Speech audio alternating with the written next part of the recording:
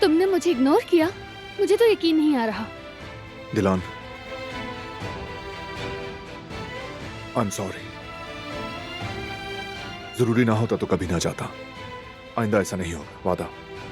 मसला ये नहीं कि हम फिल्म देखने नहीं गए, मसला ये है कि तुम अचानक गायब हो गए और मुझे बताया भी नहीं कि कहाँ जा रहे हो। दिलान, मैंने कहा जरूरी काम था, मजबूरी थी मेरी। अगर इतना अहम ना होता तो तुम ना जाते, मैं ये बात जानती हूँ। मगर मेरा सवाल ये है कि तुम मुझसे क्या छुपा रहे हो बारान? बताओ कि क्या बात है, और तुम्हारी आकिफ से क्या बात हुई थी? ठीक है, चुप रहो, चुप रहो तुम। वैसे भी अम्मी कह रही थी।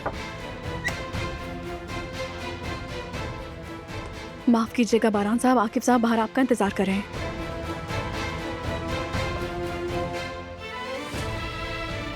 वो फिर से क्यों आया है? अभी नहीं पता, तुम वेट करो, बात करते हैं।